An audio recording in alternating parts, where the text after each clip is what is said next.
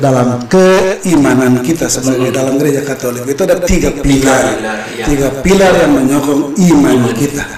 Jadi salah satu yang tentu tempat pertama itu dalam kitab suci, karena itu wahyu Allah ditulis dalam bahasa manusia tapi selalu dalam ilham atau terang wahyu Roh Kudus.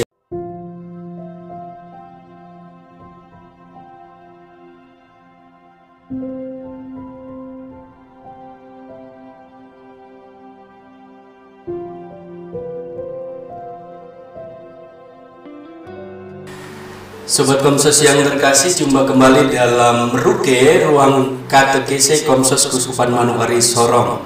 Hari ini kita akan berbincang-bincang tentang bulan Kitab Suci. Bahwa dalam Gereja Katolik, secara khusus Gereja Katolik di Indonesia, bulan September itu adalah bulan Kitab Suci Nasional.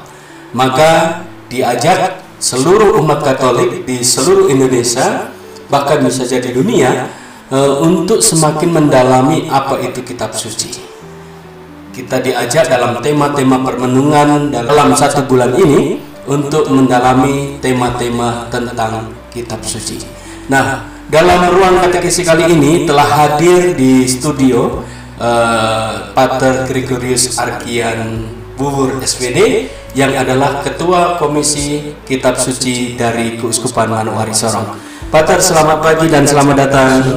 Apa kabar? Sehat? Macam wajah bersinar-sinar cerah gitu. Sehat-sehat ya? Sehat ya? Kemarin waktu saya hubungi katanya suaranya serak-serak karena batuk. Saya bilang, Pater, ini bulan Kitab Suci, mari kita sedikit memberi ruang katekesi kepada umat.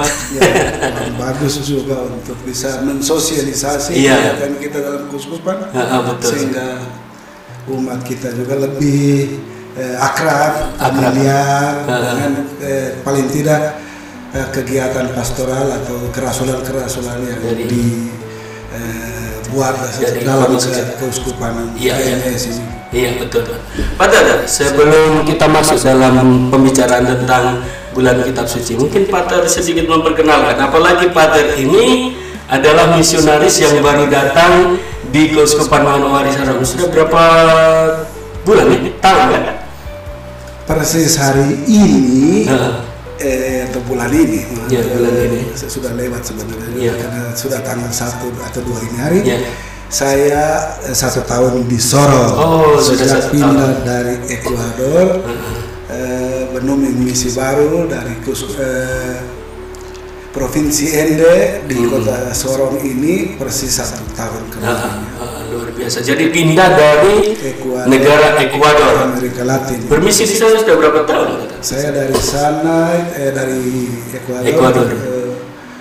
Itu 25 tahun. 25 tahun. Ditambah 2 tahun sebagai frater, jadi praktisnya 27 tahun ya. Makanya sekarang kayak bicara bahasa Indonesia agak-agak kaku-kaku kan. Sudah lebih baik daripada yang waktu pertama datangnya. Itu masih setting mainnya masih berjalan di Ekuador. Ekuador berbahasa Spanyol. Hablo Spanyol. Iya. Baik, Pater ini adalah Ketua Komisi Kitab Suci ya. Ketua Komisi Kitab Suci Keuskupan Manokwari Sorong. Pater, bulan Kitab Suci, bulan September ini disebut sebagai bulan Kitab Suci. Mungkin Pater bisa sedikit menyampaikan kepada umat kita, teman-teman Komsos, terkait dengan bulan Kitab Suci ini, Pater. Baik, bulan Kitab Suci dalam tahun liturgi sepanjang 1 tahun liturgi dalam gereja menempatkan persis 1 bulan ini untuk kita lebih mengakrabkan diri dengan sabda Allah yang tentu saja bukan satu-satunya sebagai sola scriptura, kita tahu baik, tapi salah satu yang ditulis dan diilhami Allah, yang kembali kita bergaul mengakrabkan diri dengan sabda Allah yang tertulis, kita menerangi kembali realita yang kita hidup, karena Tuhan berbicara sebelum ada kitab suci. Tuhan berbicara dalam realita, dalam ciptaan, dalam sejarah hidup manusia. Jadi bukan berarti bulan kitab suci kita hanya fokus kitab suci bulan ini. Tidak berarti demikian. kita fokus lebih, beri perhatian lebih. Jadi bulan September ini kita memberikan perhatian khusus, lebih khusus, karena juga berkenaan dengan kita merayakan Santo Hieronymus yang mulai lebih terkenal dengan menerjemahkan dari bahasa asli ke bahasa Yunani, lalu kemudian diterjemahkan ke bahasa-bahasa lain, sehingga kita sampai juga dengan terjemahan bahasa Indonesia. Kita betul menyapa sabda Allah yang dari bahasa Ibrani Yunani menyapa realita kita, kehidupan kita. Apalagi Santo Hieronymus, kamu tidak mengenal kitab suci, berarti kamu tidak mengenal Kristus. Ya, itu menjadi satu kekuatan kita untuk mengenal kitab suci. Pater, tadi dikatakan bahwa memang betul bahwa kitab suci bukan jadi satu-satunya dasar dari iman kita. Maksudnya apa, Pater? Ya jelas, dalam keimanan kita sebagai dalam gereja Katolik itu ada tiga pilar yang menyokong iman kita. Jadi salah satu yang tentu tempat pertama itu dalam kitab suci, karena itu wahyu Allah ditulis dalam bahasa manusia tapi selalu dalam ilham terang wahyu Roh Kudus. Tapi sebelum menjadi tulisan yang terinspirasi, kitab suci itu sudah disampaikan Allah dalam ciptaan, sejarah manusia hidup, dan itu akhirnya jemaat perdana mengumpulkan pengalaman, dan sebelum ditulis mereka sudah rayakan, ajarkan dalam katekese, dalam perayaan liturgi. Juga mereka, makanya banyak himne kristologi tentang Kristus di Paulus. Itu bukan ciptaan Paulus, tapi diambil pengalaman iman yang sudah dihidupi, penghayatan iman itu. Jadi kitab suci, jadi tradisi itu dijaga tadi dalam tradisi sebelum dia jadi itu kan dari jemaat perdana tadi itu yang menghidupi, yang mewartakan, merayakan. Dan pada akhirnya baru diseleksi dan jadi teks ditulis dalam ini supaya memori tentang pengalaman iman yang mereka hidupi, baik dalam perjanjian lama dengan Allah sebagai penyelamat yang membebaskan Israel dari itu tanah perbudakan di Mesir sampai menempati tanah perjanjian, lalu janji-janji yang dikumandangkan terpenuhi dalam Yesus yang mereka rayakan, dipelihara itu. Jadi tidak bisa lepas dari tradisi. Jadi apostolik itu penting, dan itu sangat tentu dengan tendensi, bukan berarti mereka dalam arti konsep saya bukan buruk juga, tapi mereduksi kitab suci hanya sekedar teks itu kita memiskinkan wahyu Allah sendiri sebenarnya. Benar, Pak. Jadi kalau yang tertulis ini kan tidak semua hal bisa dituliskan, ya kan? Supaya jangan terlalu keluar, kita punya magisterium yang memelihara kesatuan ajaran dari apostolik, tradisi, semua dengan wahyu dalam kitab suci. Jangan masing-masing begitu. Kalau kita yakin Roh Kudus, tapi semua masing, pada akhirnya kita tidak sependapat, sejalan dalam persatuan misalnya sebagai gereja, dalam tafsiran pemahaman, itu bukan maksudnya. Jadi magisterium gereja juga sangat penting untuk menjaga. Jadi kita tiga itu, magisterium, tradisi, dan kitab suci, tidak bisa dipisahkan. Iya, betul. Jadi kalau seandainya kita hanya berpatokan pada kitab suci saja, memang tidak semua hal bisa ditulis dalam kitab suci. Yohanes misalnya dalam catatan redaksional, kalau ditulis semua tidak mungkin seluruh dunia ini muat. Itulah. Jadi mereka pilih pengalaman iman yang paling itu menyentuh atau juga berbicara lebih soal eksistensial tentang manusia pada atau dunia, keselamatan misalnya, diambil. Jadi seleksi, dan itu nanti ambil bentuk buku juga diseleksi, tidak semua buku dijadikan kanon, dibukukan sebagai kanon kitab suci kita. Betul. Jadi memang tradisi menjadi sesuatu yang penting juga dalam kehidupan kita. Penting kalau itu sebelum dia jadi tulis itu harus itu bahwa sabda Tuhan itu dia berbicara, tapi dia tidak turun dari langit jadi buku.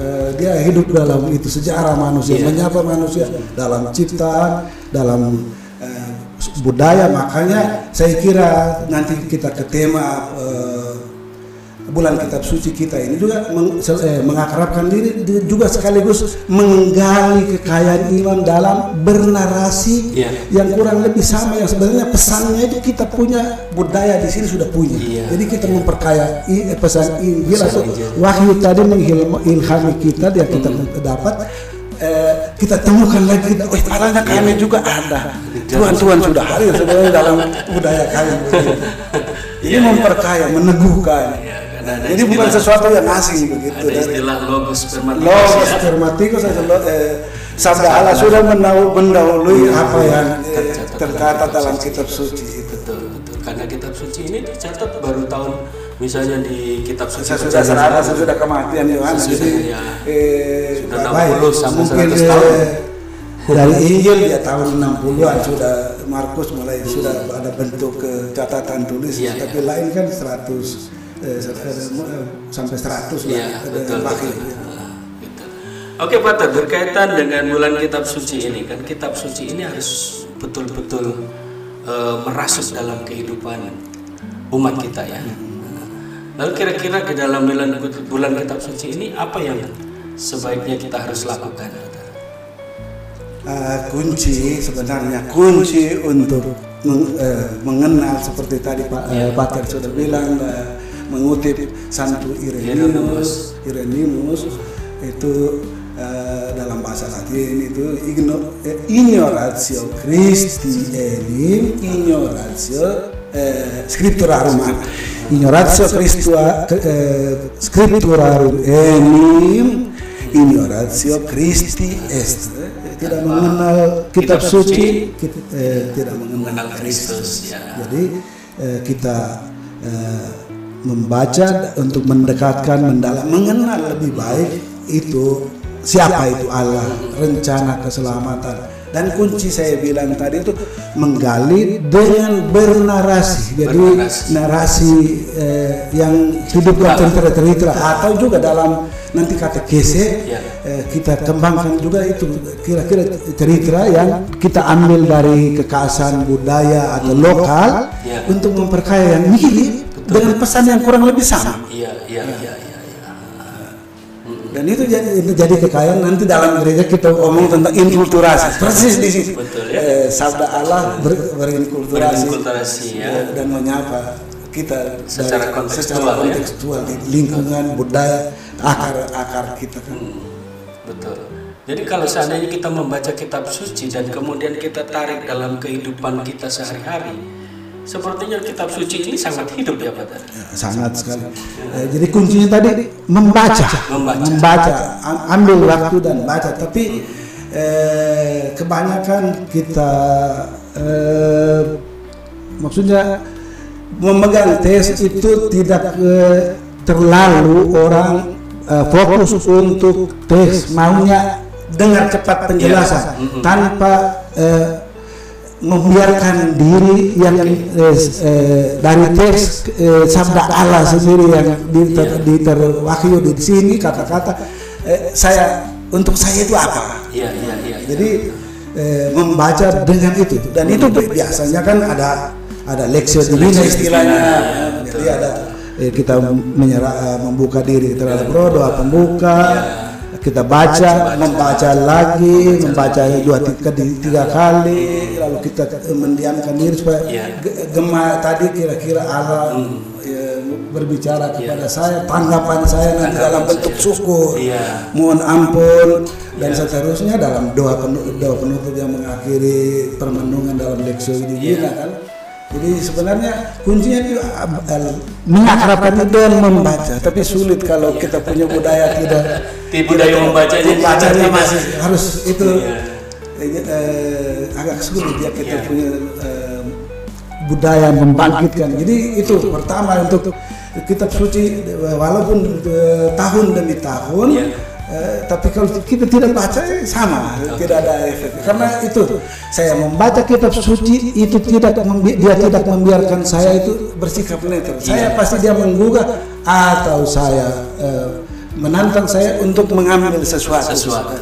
Bagi diri saya atau dalam relasi saya entah dengan dia sendiri atau dengan sesama. Jadi biasanya tema-tema yang diambil sejalan dengan tema-tema dalam gereja. Jadi ini masih berkaitan dengan tahun pengharapan dari almarhum Bapak Paulus Fransiskus.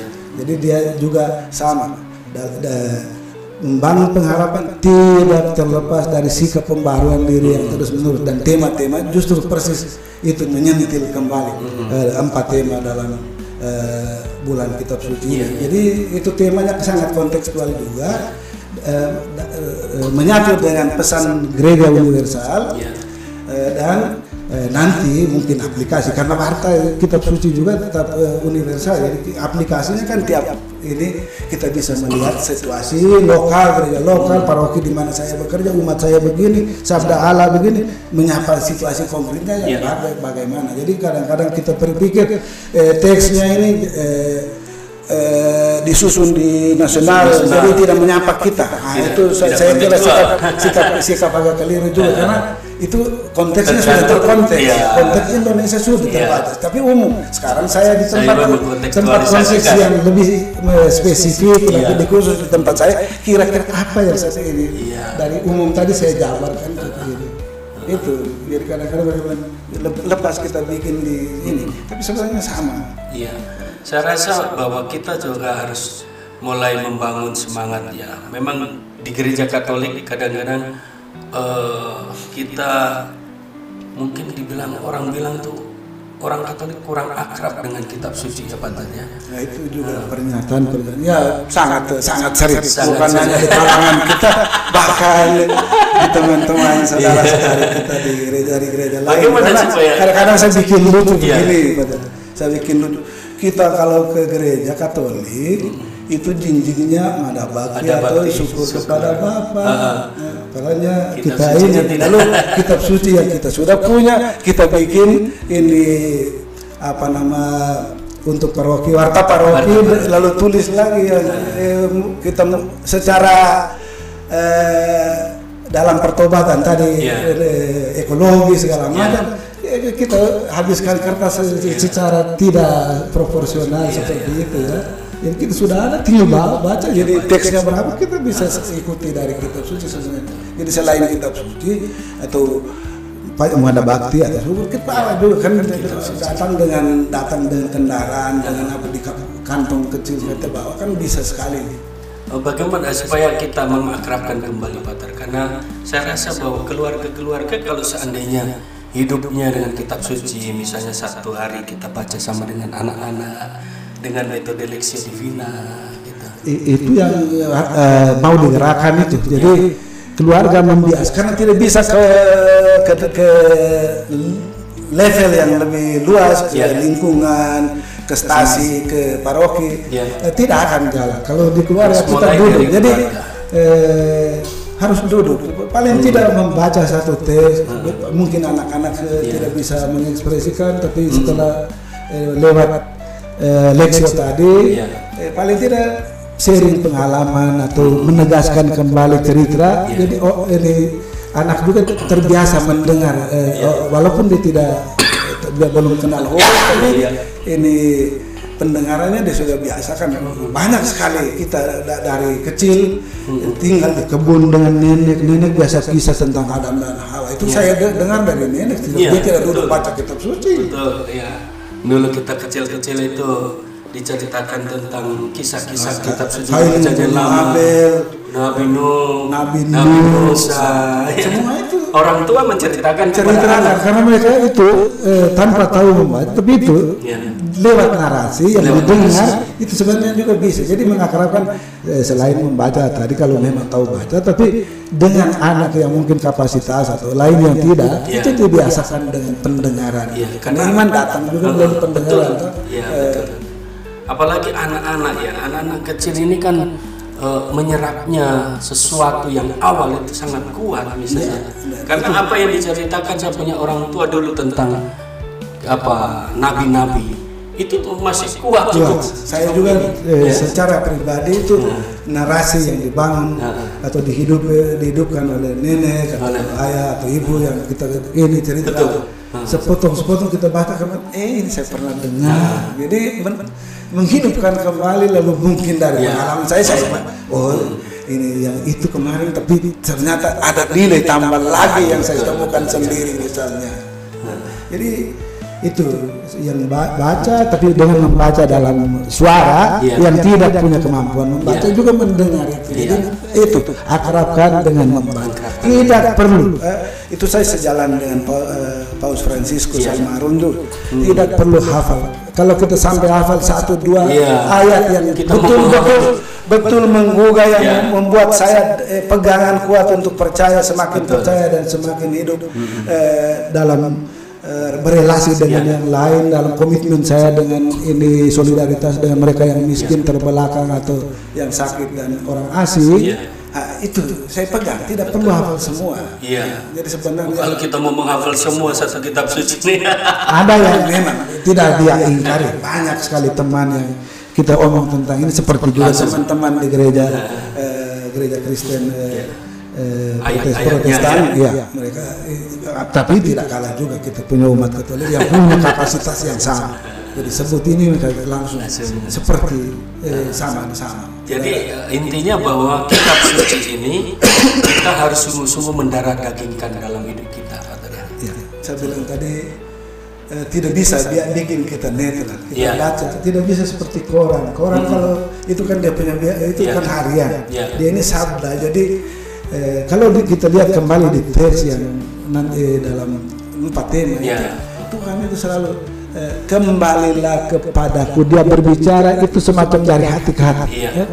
Jadi menyapa itu relasinya interpersonal, antar pribadi. Dia tidak jadi saya menyapa, dia menyapa saya secara pribadi.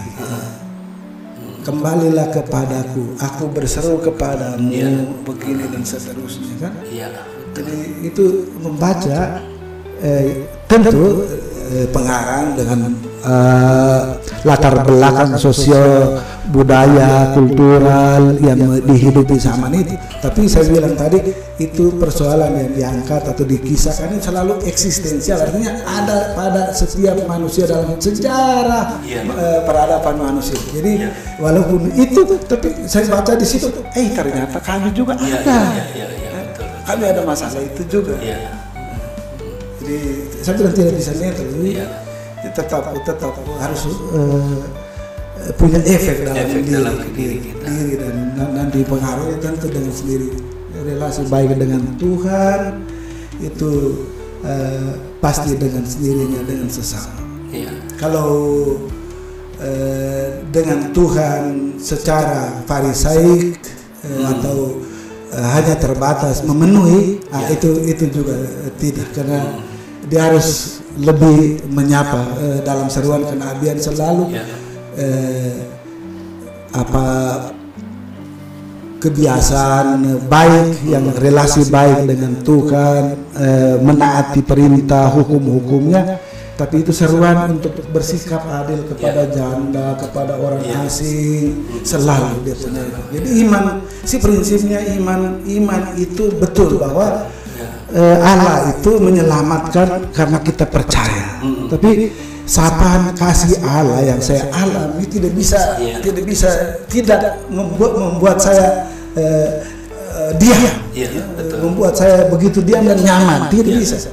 Dia harus, ini saya ungkapkan itu entah dalam doa perhimpunan bersama atau juga dalam relasi saya dengan sesama, tindakan konkret solidaritas misalnya, itu dia punya efeknya pasti ada. Ya, betul sekali Pak Tan. Jadi memang kita tidak pungkiri bahwa memang hidup kita itu membutuhkan sokongan-sokongan, kekuatan-kekuatan, terutama pedoman dalam kehidupan kita itu dari sumber-sumber kitab suci. Dan memang kita mempunyai 3 sumber, tradisi, kitab suci, dan magisterium. Itulah sebabnya mengapa Gereja Katolik secara khusus di bulan September itu memberikan perhatian secara khusus untuk kitab suci, Pak Tan.